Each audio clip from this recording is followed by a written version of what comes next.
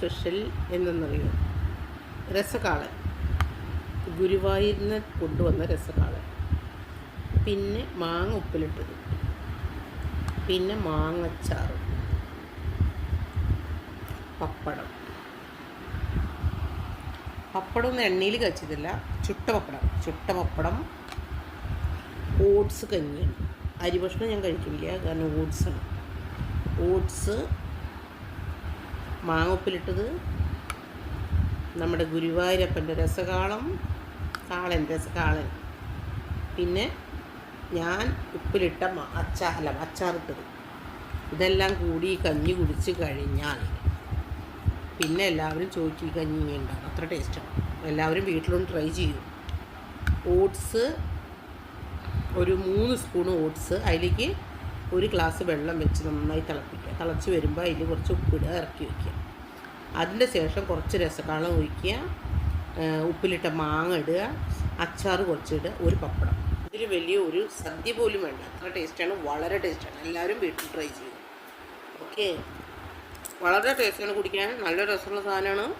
വീട്ടിൽ ട്രൈ ചെയ്യണം എല്ലാവരും. ഇപ്പോൾ മാങ്ങയുടെ സീസണാണല്ലോ, മാങ്ങ അച്ചാർ ചെയ്യാം, മാങ്ങ ഉപ്പിലിടാം. ഇതിപ്പോൾ മാങ്ങ ഉപ്പിലിട്ടത് നല്ല ടേസ്റ്റുള്ള മാങ്ങയാണ്.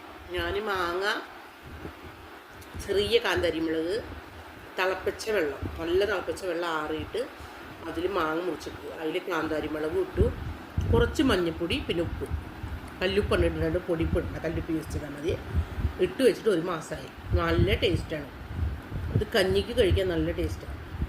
പിന്നെ ചിത്തുമാങ്ങ അച്ചാർ ഇട്ടിട്ടുണ്ട്.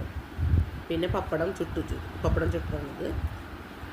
കണ്ടില്ലേ, പപ്പടം കാച്ചിനില്ലേ, ചുട്ടിട്ടാണ് വയ്ക്കുന്നത്.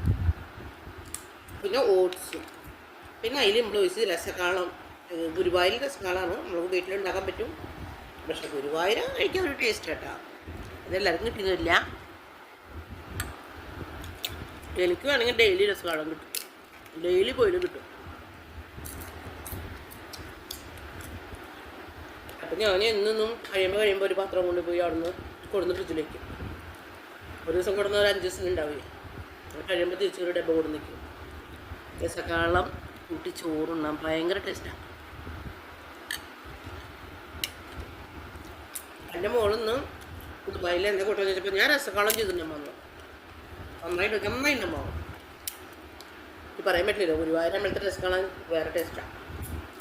ചിലപ്പോൾ മോള് ചെയ്തപ്പോൾ ടേസ്റ്റ് ഉണ്ടായിണ്ടാവില്ല എന്ന് പറയുന്നില്ല, പക്ഷേ ഗുരുവായൂർ അതിന് പ്രത്യേക ടേസ്റ്റ് ഇല്ല.